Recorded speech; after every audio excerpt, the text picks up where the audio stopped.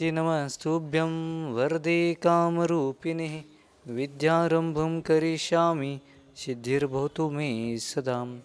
श्रीमन्तं मुक्तिभर्तारं वृषभं वृषनायकं धर्मतीर्थकरं ज्येष्ठं वन्दे अनन्तगुणार्णवम्। त्रैलोक्यतिलकान् सर्वान् जगन्मङ्गलकारिन् लोकोत्तमान् शरणाश्चारत सिद्धान् नमाम्यहम। जय बोलो आचार्य गुरुवर, जय बोलो अनंतानंत सिद्धपीठ भगवान की जय बोलो आचार्य गुरुवर सकल कीर्ति मुनि महाराज की जय हो। चारित्र चक्रवर्ती प्रथमाचार्य शांति सागर जी मुनि महाराज की जय हो। शांतमूर्ति वासला आचार्य गुरुवर सन्मति सागर जी महाराज की संत शिरोमणि आचार्य गुरु विद्यासागर जी महाराज की मोहम्मद दीक्षा गुरु आचार्य गुरु चंद्रप्रभा सागर जी महाराज की समस्त मुनि संघ की जय हो। जय बोलो परम पूज्य श्री सरल सागर मुनि महाराज की जय हो। संघ की जय।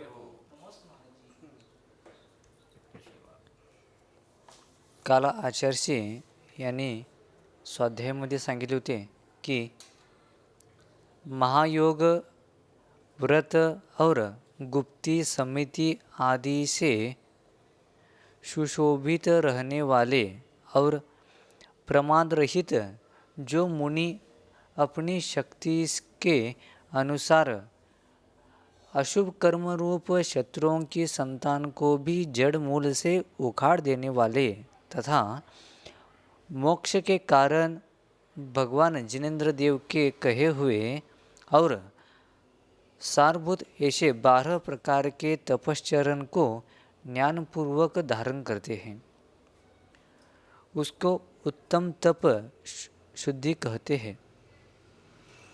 जे महामुनिराज आहेत ते महान योगाच्या द्वारे महायोगीश्वर असे 5 व्रत 3 गुप्ती 5 समिती आदी अशा ह्या 28 मूलगणांच्या द्वारे ते असे सुशोभित आहेत, प्रमादाने रहित आहेत आणि असे हे मुनिराज आपल्या शक्तीच्या अनुसार अशुभ कर्मरूपी शत्रूंना त्यांची संतान म्हणजे जे मूळ 8 कर्म आहेत किंवा 8 कर्माचे उत्तरभेद 148 म्हणा किंवा त्याच्यामध्ये आणि जितके जीव आहेत तेवढे अनेक भेद मानून जेवढे समय आहे तेवढा अनेक भेद मानून अशा कर्म संतानाला सर्व प्रकारच्या कर्माला जड मुलातून नष्ट केलेले आहेत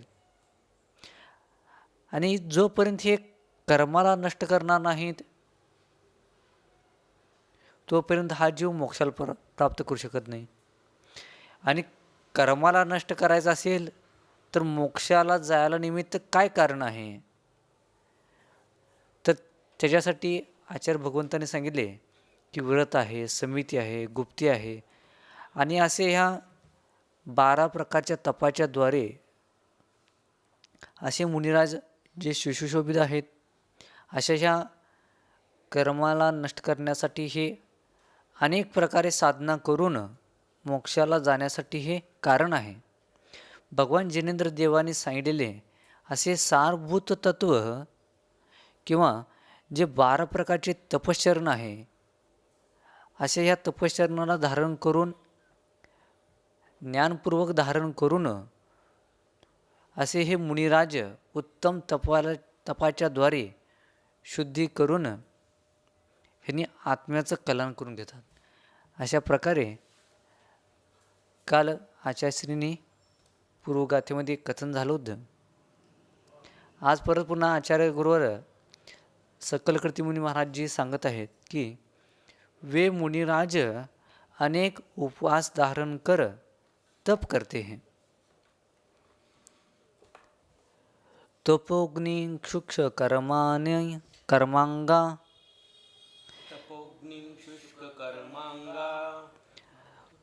प्रादुर्भूतास्ति संचया सात्विका निष्क्रिया यास्ते सात्विका निष्कयास्ते क्षीणगात्र धृतेर्बलात् क्षीणगात्रादुतेर्बलात् बहून्षष्टाष्टमादिश्च बहूनषष्ठामाशिश्च पक्षमासादिगोचरात् पक्षमासादिगोचरान् उपवासांश्चरन्त्यन्त्र उपवासासञ्चरन्त्र निषक्ता अपि मुक्तये निषक्ता अपि मुक्तये तप रूपी अग्नि से जिनके कर्म सब सूख गए हैं, जिनके शरीर में हड्डी मात्र रह गई है, जो कषाय रहित है, तथापि जो शक्तिशाली है, ऐसे शरीर से असक्त मुनि भी केवल मोक्ष प्राप्त करने के लिए अपने धैर्य के बल से बेला तेला 15 दिन का उपवास, 1 महीने का उपवास, 2 महीने का उपवास, इस प्रकार अनेक उपवासों को धारण करते हैं. म्हणजे असे हे महामुनिराज मोक्षाला प्राप्ती करून घेण्यासाठी तपश्चरणाच्याद्वारे तपरूपी अग्नीच्याद्वारे कर्म नष्ट करण्यासाठी प्रयत्न करत आहेत. ते कसं करत आहेत तर तपरूपी अग्नी से जिनके कर्म सुख गए, साधनेच्या माध्यमातून जे अंतरंग तप 6 आहेत, बहिरंग तप 6 आहेत, त्याच्यामध्ये अनशन, अवमौदर्य, विविक्ती संयासन, वृत्तिपरिसंख्यान असे हे अंतरंग बहिरंग अशा या 12 प्रकारच्या तपाच्याद्वारे शरीर त्यांचं एवढंच क्षीण झालेलं आहे, शरीर त्यांचं एवढं सुकून गेलेलं आहे की त्यांच्या शरीरामधील असणारे हाडे मात्र राहिलेले आहेत.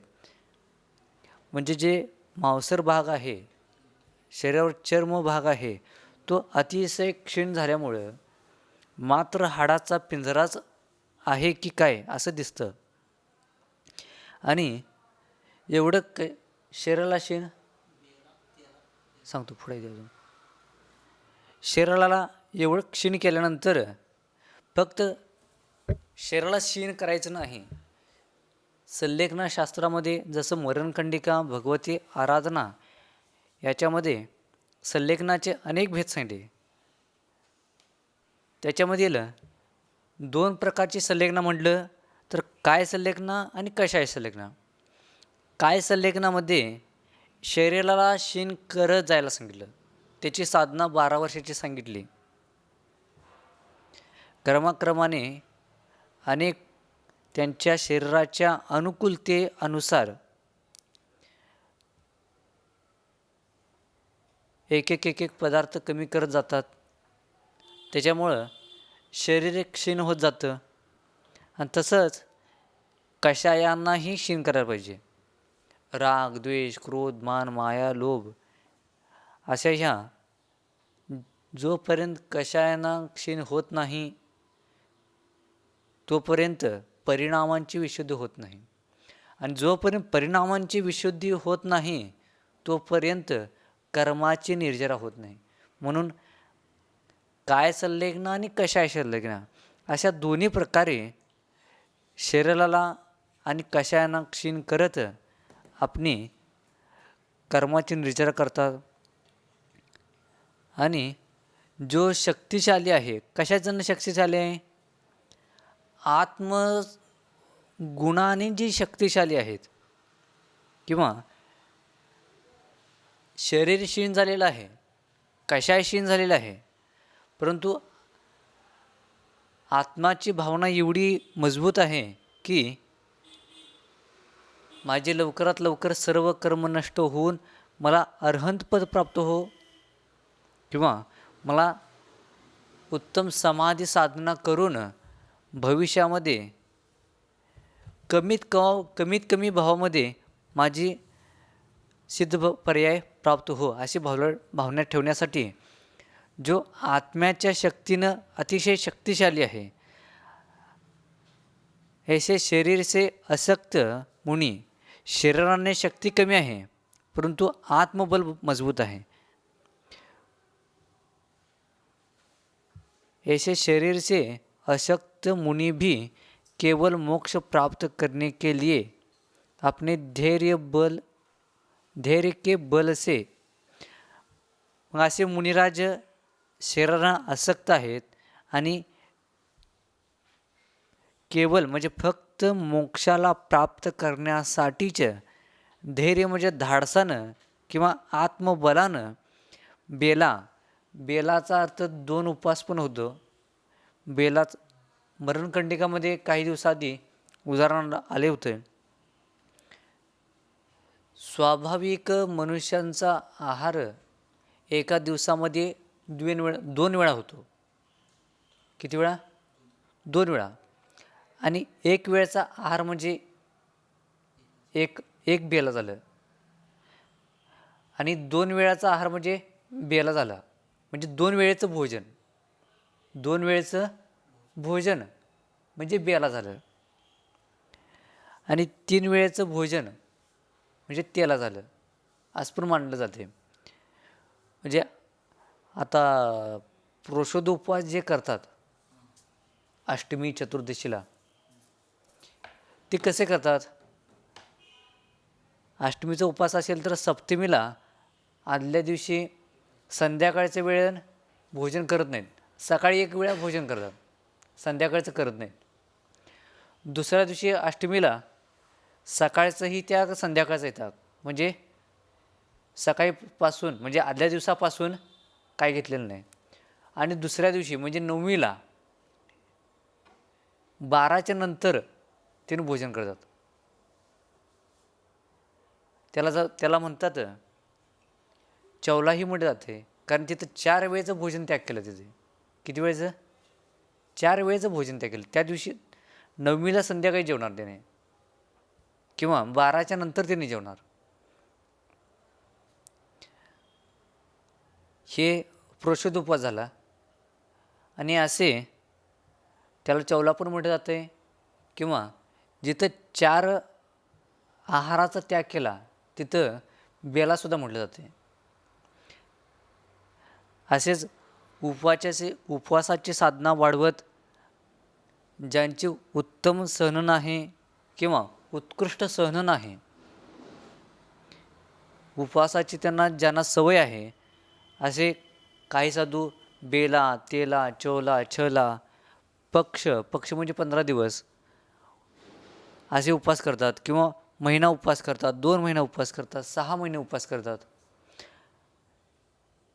उपवासाची मर्यादा बघायला गेलं तर 6 महिन्याची द्या. किती महिन्याची द्या? 6 महिन्याची उपवासाची मर्यादा सांगितली. मग याच्यामध्ये तुम्ही असा विचार करशील की बाहुबली भगवान तर किती दिवस थांबले होते साधनेला? 1 वर्ष राहिलो दे. मग 1 वर्ष आहार करून 6 महिन्यातनं आहार करून पुन्हा उभं राहिलेलं काय? 6 महिन्याचं उदाहरण सांगितलेलं आहे. कायसर्गची उत्कृष्ट कालमर्यादा ही 1 वर्ष सांगितलेली आहे, परंतु उपवासाची मर्यादा 6 महिने सांगितलेली आहे.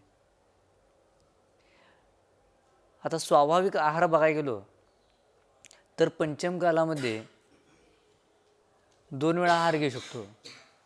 परंतु असेही आत्ता काही साधू उपलब्ध आहेत.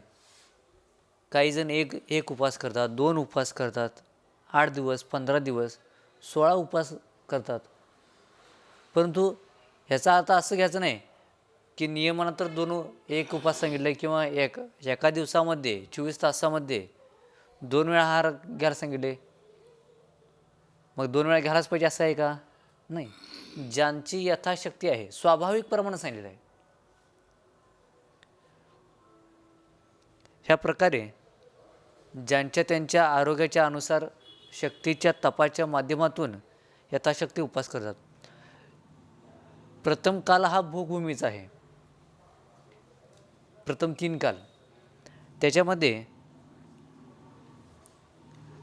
उत्कृष्ट भोगभूमीमध्ये 3 दिवसाच्या नंतर एकदा तिथले मनुष्य स्त्री पुरुष आहार घेतात.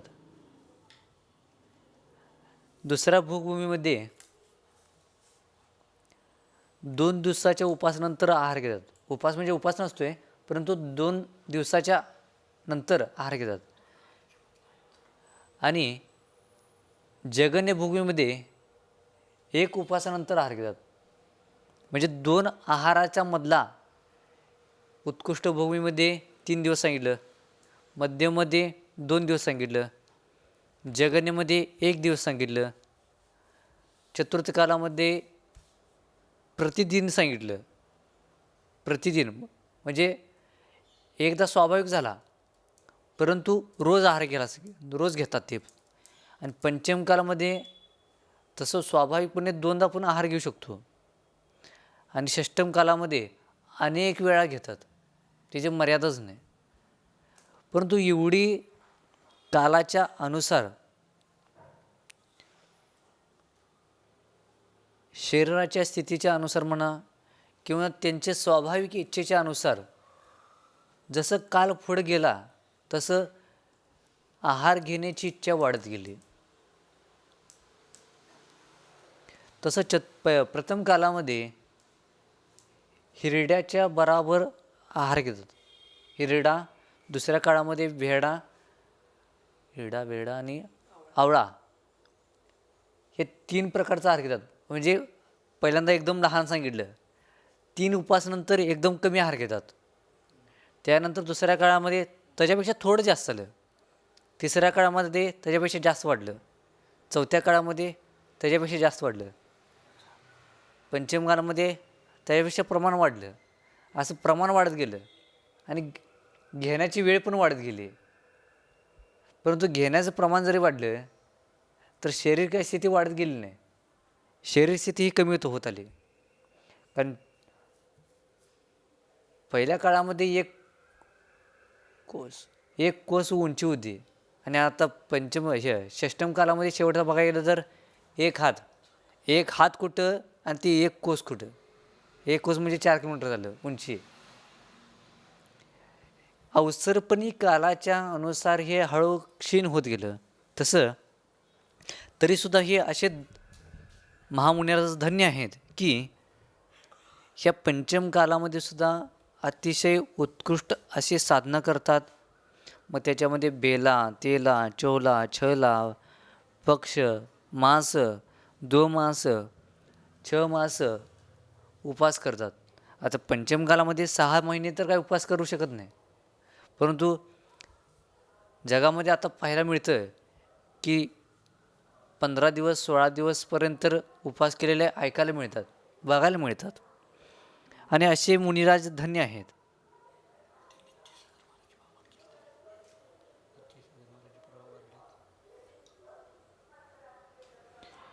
अशा प्रकारे उपवास अनेक प्रकारे केले जातं. मग या उपवास करत असताना मग याच्या माध्यमातून काही व्रत नियमसुद्धा घेतले जातात.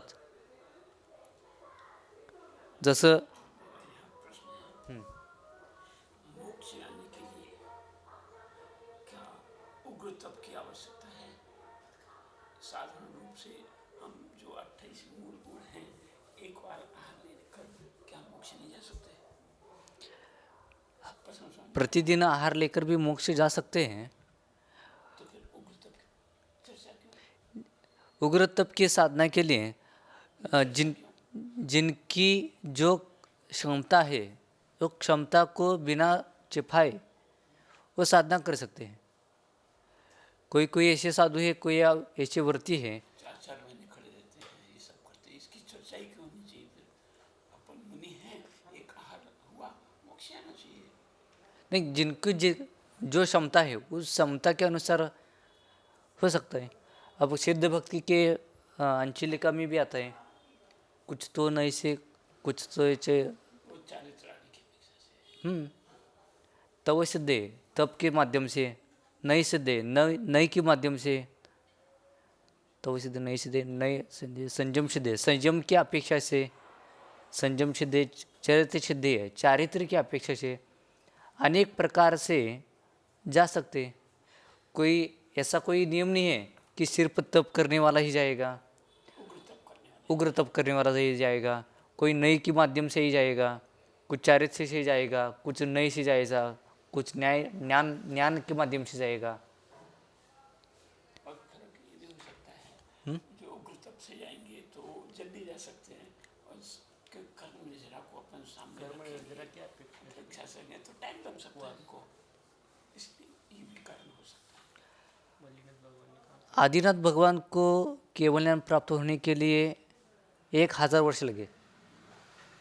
उन्हीं के पुत्र भगवान बाहुबली को केवल ज्ञान प्राप्त होने के लिए 1 साल लगे, और उनके बंधु भरत चक्रवर्ती, उनको दीक्षा लेकर 48 मिनट में उनको केवल ज्ञान प्राप्त हो गया। अभी एक ही काल में हैं, एक ही समयवर्ती हैं, तो इन तीनों में इतना अंतर कैसा?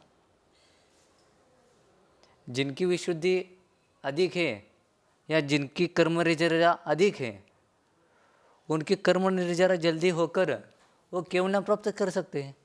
ऐसा कोई नियम नहीं है कि भरत चक्रवर्ती ने 48 मिनट में केवल ज्ञान प्राप्त किया तो हम भी 48 मिनट में ही करेंगे, या फिर बाहुबली जी को 1 साल तक खड़े रह गए, कुछ हिले भी नहीं,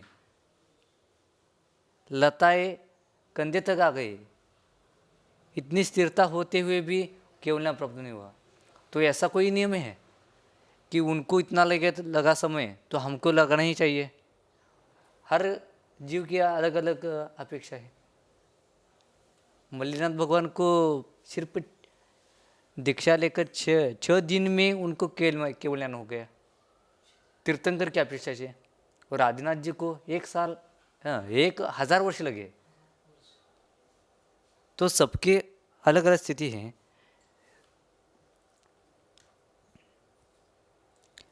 वे मुनिराज तप शुद्धि के लिए उणोदर एवं वृत्ति परिसंख्यान तप करते हैं। पक्षमासोपवासादि पारनाहनि निस्पृहा ग्रासमात्रादिकाहारं भुञ्जन्ति शिवशर्मणे कृत्वा मासोपवासादीन् पारणे चत्वारादिभिः गृह्णन्त्यवग्रहं धीरा भिक्षालाभाय दुर्घटम। वे निस्पृह मुनिराज मोक्ष सुख प्राप्त करने के लिए 15 दिन का व 1 महीने का अथवा और भी अधिक उपवास करके पारना के दिन 1 ग्रास व 1-2 ग्रास आहार लेकर ही चले जाते हैं। इस प्रकार उनोदर तप को करते हैं। वे धीर वीर मुनि मासोपवास आदि करके भी पारना के लिए भिक्षा लेने के लिए आज चौराहे पर आहार मिलेगा तो लूँगा, नहीं तो नहीं, अथवा पहले घर में आहार लूँगा, पहले घर में आहार मिलेगा तो लूँगा, नहीं तो नहीं।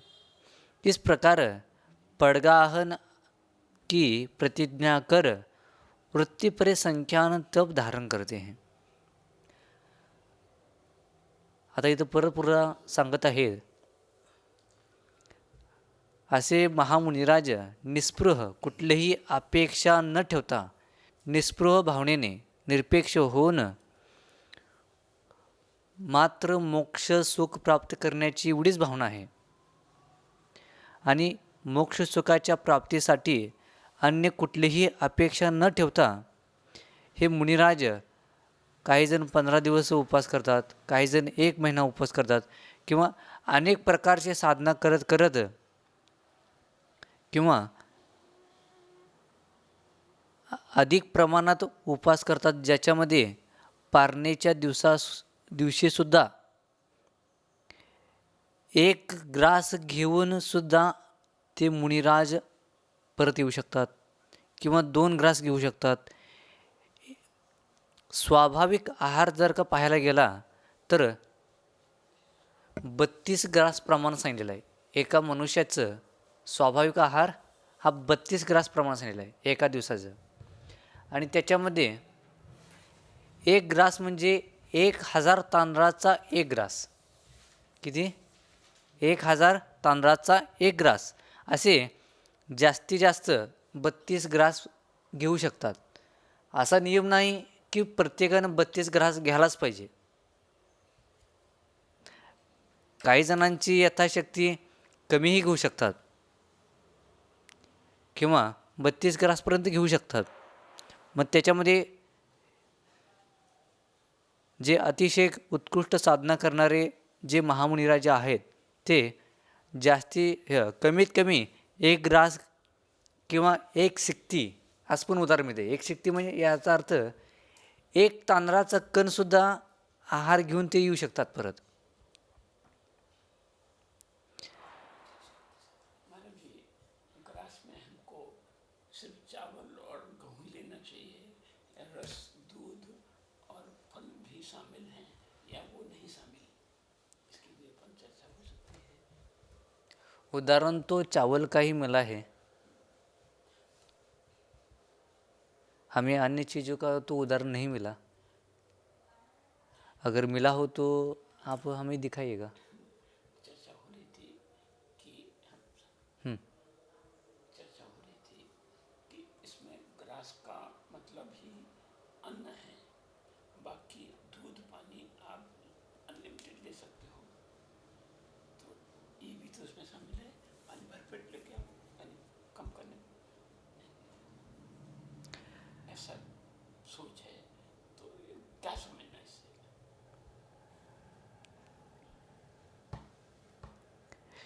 इसकी चर्चा आचार्य जी के बाद में करेंगे.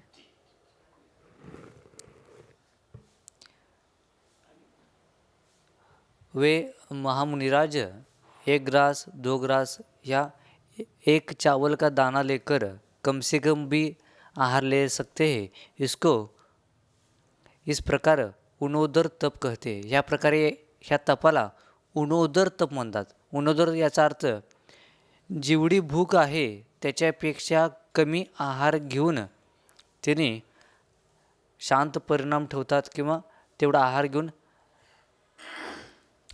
घेऊन येऊ शकतात. असे हे धीर वीर मुनिराज 8 दिवस 15 दिवस महिना असे अनेक प्रकारचे उपवास करतात. आणि पारणेच्या दिवशीसुद्धा भिक्षाला जात असताना ते महामुनिराज मंदिरातून जाण्याच्या अगोदर भगवंतांच्या समोर अनेक प्रकारचे नियमही घेऊन जातात की अमुक ह्या दिशेला जर का चौका असेल तरच जाणार, अमुक व्यक्तीच्या हातामध्ये जर का एखादी वस्तू असेल तरच जाणार, किंवा अमुक अंतरावर ठराविक अंतरापर्यंत जर का चौका असेल तरच जाणार, प्रथम गलीमध्ये असेल. असे अनेक प्रकारचे वेगवेगळे नियम घेऊन ते महामुनिराज आहारासाठी जात असतात. आचार्य शांतीसागरजी महाराजजी यांचं एक उदाहरण मिळतं की एकदा नियम घेऊन गेले की बैलाच्या शिंगाला गुळ लागला असेल तर आणि ते दिसलं तरच मी माझं आहारविधी होणार, नसेल तर उपवास. असं नियम घेतल्यानंतर 3 दिवस या 4 दिवस असे काहीतरी उपवास झाले होते. आणि मार्केट यार्डमध्ये गुळाचे गाड्यातून थांबले होते. मग पुढे एक बैलगाडी होती, त्याच्यामध्ये गुळ ठेवले होते ढेप आधी. आणि मागच्या बैलानं ते थांबून थांबून ते दमलं किंवा काहीतरी झालं असेल, त्या मागच्या बैलानं पुढल्या गाडीतल्या गुळाला शिंगानं मारला आणि त्याचं गुळ ते बैलाच्या शिंगाला लागलेलं. हे आचार्य शांतीसागरजींना महाराजींना दिसल्यानंतर मग तिथं ती गुळ पाहून त्यांनी थांबले. मग त्यावेळेला त्यांचा आहारविधी झाले. असे अनेक प्रकारचे त्यांनी नियम घेऊ शकतात.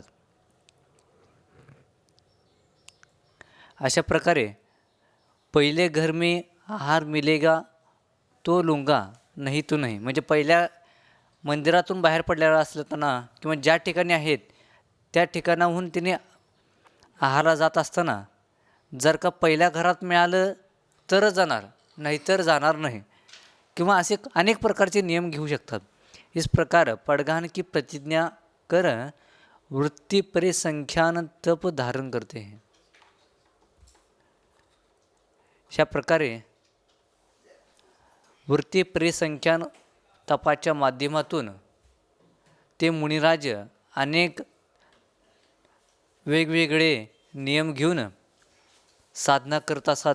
आणि आपणसुद्धा ही भावना करायची आहे की आम्हालाही असे कर्म निर्जराला निमित्त आणि उत्तम सहनच्या द्वारे उत्तम साधना करून आम्हालाही लवकरात लवकर मोक्षप्राप्ती हो ही भावना ठेवतो आणि थांबतो. जय बोलो आदिनाथ भगवान की